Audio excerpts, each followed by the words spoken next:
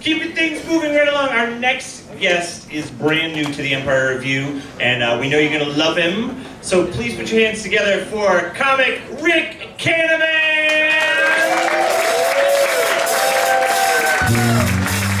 Thank you all very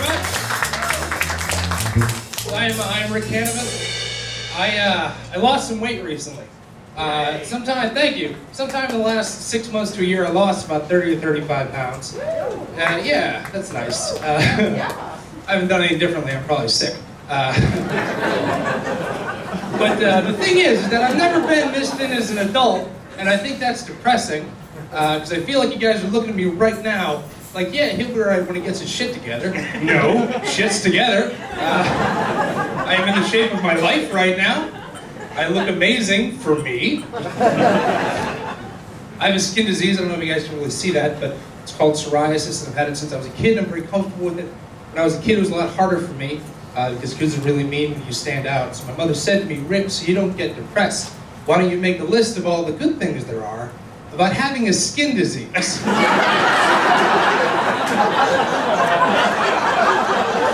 And I was like, of course. And guys, this is what I came up with. If I'm ever in a plane crash or a disaster, and the survivors are forced to eat each other, all right, I don't look delicious. That's one. And because I have this skin condition, I'm always carrying around bottles of moisturizer with me, which I think is reasonable, just like dry skin. And like in my car, in the cup holder, I keep a bottle of lotion there at all times in case I ever need to like soften up before a show. And I'm such a nervous guy that I'm afraid whenever I pick somebody up to give them a ride somewhere, they get in my car and they're like, oh my God, this guy can't stop masturbating. You're on the road, man. Have some self-control at least. It's really a safety issue. You go blind doing that.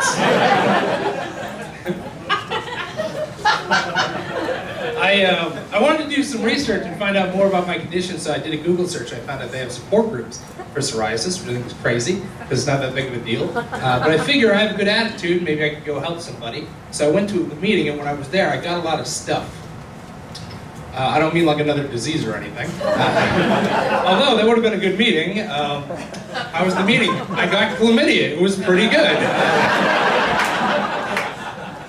But when I was there, I got a lot of samples of like lotions and pamphlets. They gave me this one booklet I want to tell you guys about. This is meant to be a guide to life if you have weird skin, and it's meant to come from a good place, but it takes a terrible left turn.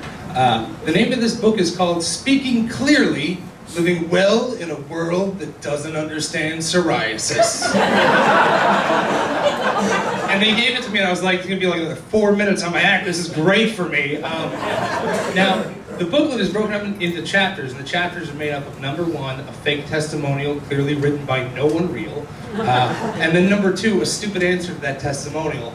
My favorite one in the book is called Talking to Curious Children.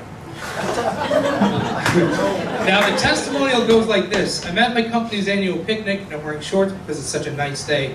A friend of mine who works in my office approaches with her 9-year-old daughter. The usually polite little girl sees my skin and blurts out, "What happened to you?" Now that's not impolite. If they're a child and you look different, that's fine. I admit it would be weird if a kid walked up to me and was like, "Are you a zombie?" But what it says to do if a kid asks about it is, first off, lie to them, because kids are dumb, and they won't understand the medical jargon. It says if a kid asks about it, just tell them, I have extra happy skin. Now folks, I'm a writer, and I've tried to write a creepier thing to say to a kid, and I can't do it.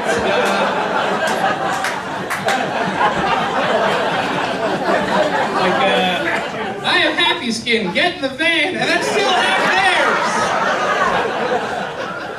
But it says, tell the child that most people's skin cells last 30 days. You're so excited and happy, they last only a few days, which is weird because they just said to lie to your dumb kid. And then they're like, skin is a cycle of 30 days. And the kid's like, I don't understand or care. And second, if you're going to lie to that kid, why would you give that weird, insecure lie of like, yeah, well, people have bad skin? Like, why wouldn't you be constructive and teach that kid something and just be like, I didn't do my homework. Yeah. And then this happened!